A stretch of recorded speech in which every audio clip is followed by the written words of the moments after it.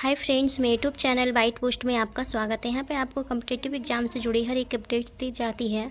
आज मैं बताऊंगी बीपीएससी टायर 4.2 का एग्ज़ाम पैटर्न क्या होने वाला है। अभी बीपीएससी टायर 4.0 अभी आया नहीं है, तो इसका मैं बताऊंगी एग्ज़ाम पैटर्न। खासकर कंप्यूटर साइंस का मैं बताऊंगी 6 to 8 जो भी 6 to 8 कंप्यूटर टीचर बनना चाहते हैं उन्हीं के लिए खासकर बताऊँगी कि उसमें क्या एजुकेशन, क्या मतलब क्वालिफ़िकेशन क्या होना चाहिए और उसमें आपका इसमें सैलरी कितना दिया जाता है। बीपीएससी टीचर में सैलरी कितना दिया जाता है, सारा कुछ मैं बताऊंगी। तो वीडियो को एंड तक जरूर से देखिएगा। अगर वीडियो अच्छा हो तो एक बार लाइक जरूर से कीजिएगा। चैनल पे नए हो तो प्लीज़ सब्सक्राइब भी कीजिएगा और अपने फ्रेंड्स को शेयर भी कीजिएगा और बेल आइकन भी दबाइएगा ताकि वीडियो का नोटिफिकेशन सबसे पहले आपको मिले। तो यहाँ पे दिया गया है कि राज्य के सभी मध्य विद्यालयों में भी कंप्यूटर शिक्षक तैनात किए जाएंगे। यानी कि कंप्यूटर टीचर का नोटिफिकेशन बहुत ही पहले आ गया था, लेकिन अभी इसका कोई भी अपडेट नहीं आया है ऑफिशियल वेबसाइट पे। यहाँ पे दिया गया था कि 28,000 मध्य विद्यालय हैं, यानी कि 28,000 जो है आपका इसमें वैकेंसी आने वाला है। यानी कि अभी वैकेंसी के बारे में कुछ बताया नहीं गया है कितना आएगा, लेकिन अभी बता सकते हैं कि 28,000 मध्य विद्यालय हैं, तो मे भी 28,000 या फिर 26,000 वैकेंसी आपका आ सकता है। और यहाँ पे बताया गया था कि वर्तमान में राज्य के माध्यमिक उच्च माध्यमिक विद्यालयों में कक्षा 9 से 12 कंप्यूटर शिक्षक कार्यरत हैं। इसी तर्ज पे यहाँ पे बताया गया है कि इसी तर्ज पे यानी कि 9 से 12 जो 9 क्लास से 12th क्लास तक के जो कंप्यूटर टीचर हैं, मतलब इसी से रिलेटेड, यानी कि अगर आपका क्वालिफ़िकेशन मांगेगा, इसमें क्वालिफ़िकेशन लिया जाएगा तो मे भी हो सकता है इसी से रिलेटेड आपका क्वालिफ़िकेशन भी हो, जैसे उसमें मांगा गया था उसी प्रकार इसमें भी हो। और यहाँ पे दिखाया गया है कि तर्ज पे मध्य विद्यालयों में भी कंप्यूटर शिक्षकों का पदस्थापन किया जाएगा। मध्य विद्यालयों में कक्षा 6 से 8 तक की पढ़ाई होती है। इनकी नियुक्ति नियमावली पूरी होने के बाद इनके पदों के सृजन पर विभाग प्रस्ताव तैयार करेगा। यानी कि यहाँ पे भी आपका क्या होगा, सृजन होगा, पदों का सृजन होगा। उसके बाद ही आपका इसमें पता चलेगा कि इस पर कितना पोस्ट आने वाला है, कितनी वैकेंसी आने वाली है, यानी कितनी वैकेंसी इसमें आने वाली है तो पता चलेगा। अभी इसका कोई भी ऑफिशियल नोटिफिकेशन नहीं आया है। तो यहाँ पे मैं बताऊंगी कि इसका एग्ज़ाम पैटर्न क्या होने वाला है बीपीएससी टायर 4.0 का या फिर कंप्यूटर टीचर का। तो यहाँ पे दिया गया है, और आप कोई भी यानी कंप्यूटर टीचर यानी कि कंप्यूटर आपका हो या फिर कोई भी सब्जेक्ट आपका हो, तो उसमें सबसे पहले पेपर 1 होता है जिसमें कि 30 क्वेश्चंस होते हैं और 30 मार्क्स का होता है। इसमें जो होता है ये पेपर, इसमें लैंग्वेज का पेपर होता है। पेपर 1 जो होता है लैंग्वेज होता है जिसमें कि 30 मार्क्स होता है। ये जो होता है क्वालिफाइंग होता है, यानी कि इसमें आपको क्वालिफाई करना होता है 30 मार्क्स में। और यहाँ पे दिया गया है पेपर 2 जो कि होता है 40 क्वेश्चंस होता है पेपर 2 में और 40 मार्क्स का होता है। और यहाँ पेपर 3 है, पेपर 3 आपका जो है 80 क्वेश्चंस होते हैं, इसमें 80 मार्क्स का होता है। टोटल जो होता है 150 क्वेश्चंस होते हैं, 150 मार्क्स का ही होता है। तो ये है, तो हिंदी होगा आपका, जो भी सब्जेक्ट आपका होगा तो वो पेपर 3 में वही होता है 80 क्वेश्चन 80 मार्क्स का। और नीचे दिया गया है टाइमिंग, तो टाइमिंग 2.5 घंटा होता है और इसमें कोई भी नेगेटिव मार्किंग नहीं होता है। और यहाँ पे बात क्राइटेरिया की, यानी कि आपका इसमें क्वालिफिकेशन क्या होना चाहिए।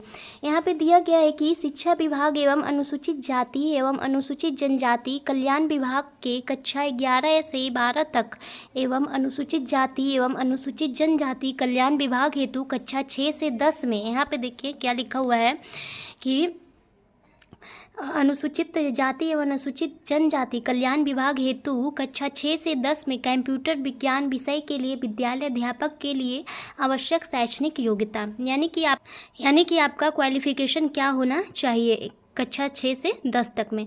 यहाँ पे लिखा हुआ है न्यूनतम 50% अंकों के साथ निम्न विषय समूह में मान्यता प्राप्त विश्वविद्यालय संस्थान से प्राप्त उपाधि, DOEACC से स्तर A एवं किसी विषय में स्नातकोत्तर की उपाधि।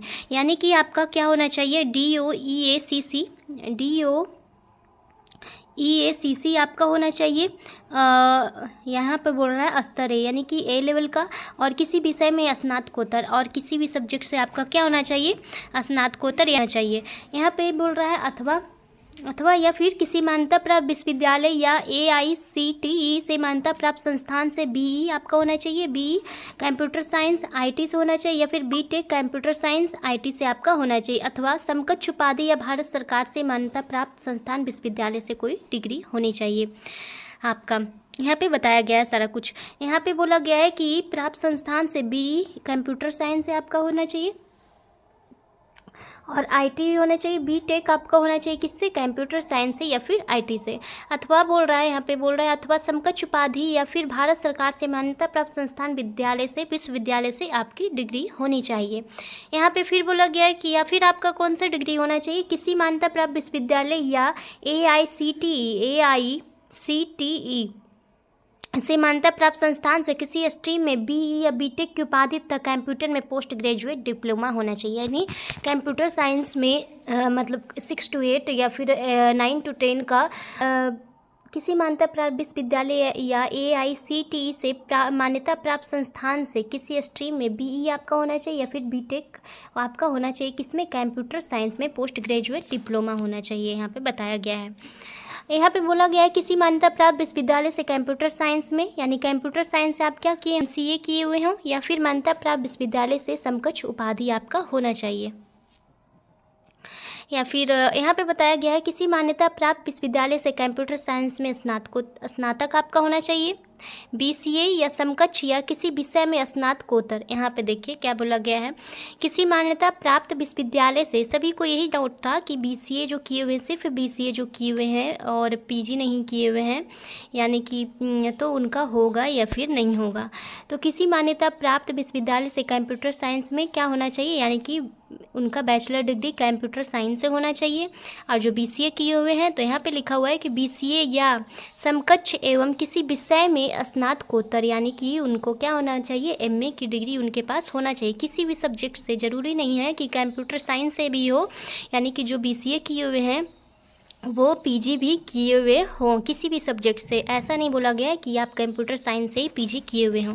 तो यानी कि यहाँ पे कंफर्म हो गया है कि अगर ये तो ऑफिशियल नोटिफिकेशन नहीं है, यानी कि बोल सकते हैं कि उसी के आधार पे बनाया गया है। इसके पहले जो कंप्यूटर का आपका एग्ज़ाम होता था 9, 10, 11, 12 का, उसी को देख कर ये जो है नोटिस निकाला गया है।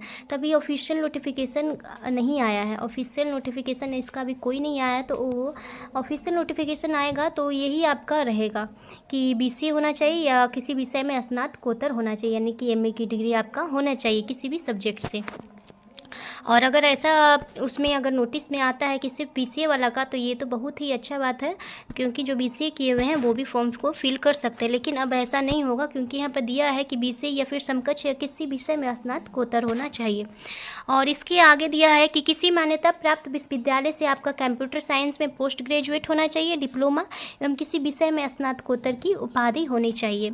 और किसी भी सब्जेक्ट में आपका कंप्यूटर साइंस से, अगर आप ग्रेजुएट कंप्यूटर साइंस से करते हैं पोस्ट ग्रेजुएट एवं किसी विषय में स्नातकोत्तर की डिग्री होनी चाहिए, यानी कि ग्रेजुएट आपका कोई भी सब्जेक्ट से हो, लेकिन आपका पोस्ट ग्रेजुएट जो है कंप्यूटर साइंस से होना चाहिए।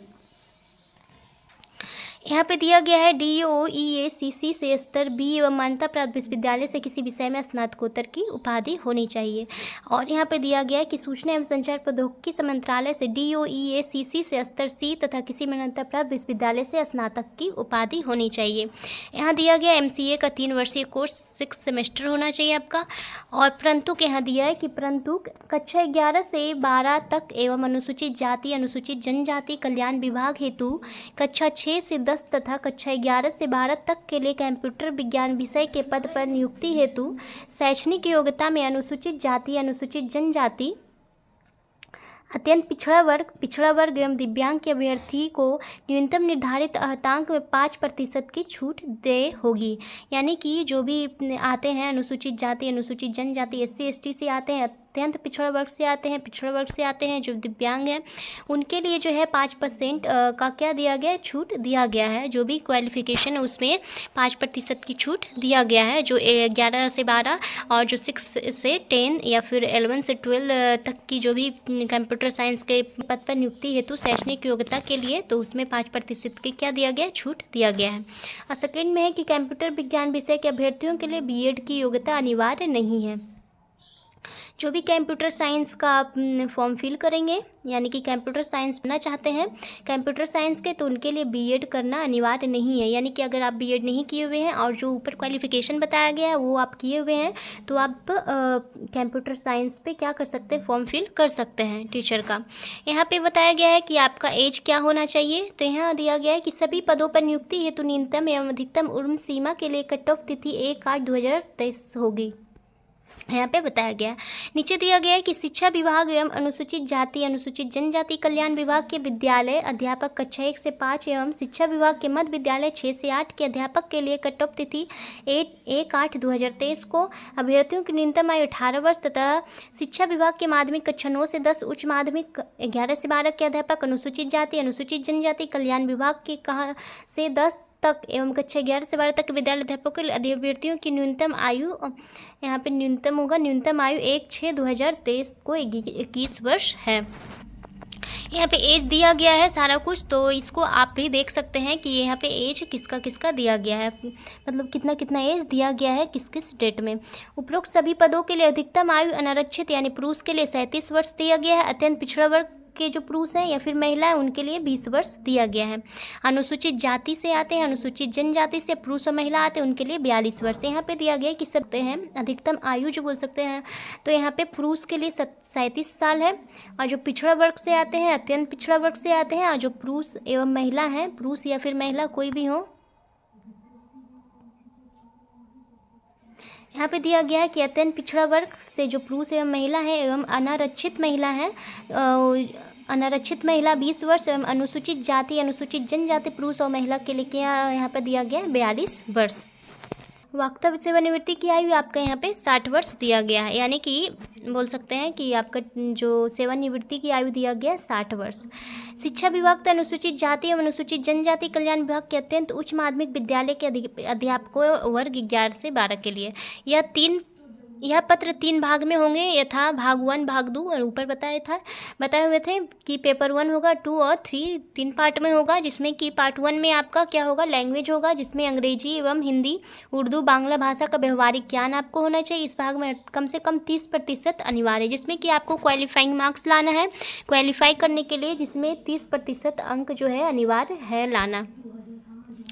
और नीचे दिया गया है कि भाग 2 में कि एक समान अध्ययन पत्र है जिसके प्रश्न उच्च माध्यमिक विद्यालय के पाठ्यक्रम से संबंधित होंगे, लेकिन इसका स्तर उम्मीदवारों हेतु दिया गया। इसमें प्राथमिक गणित या आपका मैथ होना चाहिए, समान जागरूकता, समान विज्ञान, भारतीय राष्ट्रीय आंदोलन एवं भूगोल शामिल है। बोल सकते हैं इसमें आपका मैथ होगा, समान जागरूकता रीजनिंग होगा, विज्ञान यानी कि साइंस से क्वेश्चन होंगे आपके, और हिस्ट्री और सिविक्स से और भूगोल से आपका यहाँ पे क्वेश्चन होगा।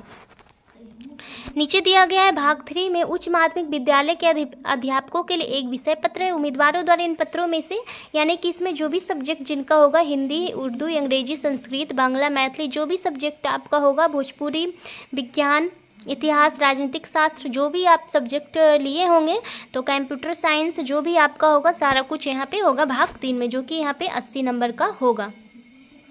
उसमें आपको कट ऑफ पार करना होगा। उपयुक्त विषय पत्रों के पाठ्यक्रम आपका जो क्वेश्चंस होंगे, जो भी क्वेश्चंस एग्जाम में पूछे जाएंगे, SCERT और NCERT से संबंधित क्वेश्चंस होंगे, लेकिन इसका स्तर उम्मीदवार हेतु निर्धारित न्यूनतम अर्हता के आलोक में होगा। यहाँ पे दिया गया है कि भाग 1 जो है क्वालिफाइंग नेचर का होगा। भाग 1 में आपको यानी कि पेपर 1 आपका जो है क्वालिफाई करना होगा पेपर 1, जिसमें कि 30% मार्क्स लाना अनिवार्य है। अगर उससे कम आता है तो आप क्वालिफाई नहीं कर पाएंगे। सभी विद्यालय अध्यापकों के लिए ली जाने वाली लिखित परीक्षा वस्तुनिष्ठ एवं बहुविकल्पी, यानी कि सभी क्वेश्चन जो आपका क्या होगा, ऑब्जेक्टिव होगा, और कोई भी निगेटिव मार्किंग इसमें नहीं होगा। इसमें जो है आपका इंटरव्यू तो नहीं लिया जाता है। और नीचे दिया गया है कि सैलरी के बारे में, इसमें जो है सैलरी कितना दिया जाता है टीचर में, बीपीएससी टीचर में जो है आपका सैलरी कितना दिया जाता है सभी क्लास वालों को, यानी कि जो 1 से 5 तक के टीचर हैं, 6 से 8 9 10 और 11 12 तक। तो यहाँ पे दिया गया है कि उनका बेसिक पे जो होता है, और DA HRA CTA medical net salary सब सारा कुछ कितना दिया जाता है। तो सबसे पहले है बेसिक पे उन्हें दिया जाता है 25,000 रुपये उनका बेसिक पे होता है, और DA जो है उनको 53% जो है उनको DA दिया जाता है। तो 53% DA दिया जाता है, जिसमें कि 13,250 रुपया दिया जाता है 1 to 5 तक के टीचर के लिए। HRA 30% दिया जाता है, जिसमें कि 7500 होता है। CTA जो होता है 2130 रुपया दिया जाता है। मेडिकल 1000 दिया जाता है। यानी कि CTA और मेडिकल जो है दो सभी टीचरों को, यानी कि 6 to 8, 9 to 10, 11 से 12 जो भी टीचर हैं जिस क्लास के भी, सभी को सेम दिया जाता है, 2130 ही दिया जाता है। मेडिकल सभी को 1000 दिया जाता है। तो अब सैलरी की बात करते हैं तो 6 to 8 के जो भी टीचर हैं तो उनका बेसिक पे जो होता है 28,000 होता है। 9 से 10 तक के जो भी टीचर होते हैं उनका बेसिक पे 31,000 होता है। 11 से 12 तक के जो भी टीचर होते हैं उनका बेसिक पे 32,000 होता है। सिर्फ सभी का DA और HRA जो होता है अलग अलग होता है। यानी कि जो 1 से 5 तक के टीचर होते हैं उनका कम होता है। 6 से 8 तक के टीचर का थोड़ा सा ज़्यादा होता है। 9 से 10 का भी थोड़ा सा ज़्यादा, फिर 11, 12 का भी ज़्यादा होता है। तो यहाँ पे देख लेते हैं कि उनका सभी का नेट सैलरी कितना मिलता है, यानी कि सभी को एक्चुअल में सैलरी कितना मिलता है। तो 1 से 5 तक के जो भी टीचर हैं तो उनका सैलरी होता है 48,880 रुपया। और जो 6 से 8 तक के जो भी टीचर होते हैं तो उनको मिलता है 54,370 रुपया। सारा कुछ जो है जोड़कर दिया जाता है उनको सैलरी। यहाँ पे है 9 से 10, तो 9 से 10 तक के जो भी टीचर हैं तो उनको दिया जाता है 59,860 रुपये दिया जाता है। और जो 11 से 12 तक के जो भी टीचर हैं तो उनको दिया जाता है 61,690 रुपया। यानी कि सारा कुछ मिला के जो है उनका सैलरी इतना बनता है। और आप में जो भी कुछ था कंप्यूटर साइंस के जो भी टीचर, कंप्यूटर साइंस में जो भी टीचर बनना चाहते हैं तो उनका क्वालिफ़िकेशन जो है यही मांगा जाएगा। यानी कि आप अगर BCA किए हुए हैं, BCA का ही सभी को कन्फ्यूजन था, तो जो BCA किए हुए हैं तो उनका जो है सिर्फ BCA का नहीं हो सकता है, यानी कि वो कंप्यूटर टीचर नहीं बन सकते हैं। जो BCA किए हुए हैं और जिनका PG भी है, यानी PG भी किए हुए हैं, तो वो कंप्यूटर टीचर का फॉर्म फिल कर सकते हैं। यही बताना था फ्रेंड्स कि कौन कौन से जो स्टूडेंट हैं कंप्यूटर टीचर का फॉर्म फिल कर सकते हैं।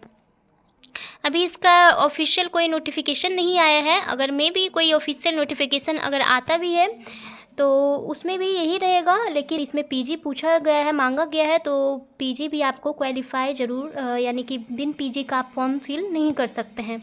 इतना ही बताना था फ्रेंड्स। जिसको वीडियो अच्छा लगा हो तो एक बार लाइक ज़रूर से कीजिएगा। चैनल पे नए हो तो प्लीज़ सब्सक्राइब भी कीजिएगा, बेल आइकन भी दबाइएगा ताकि वीडियो का नोटिफिकेशन आपको मिले, और शेयर भी कीजिएगा। And bye, thank you.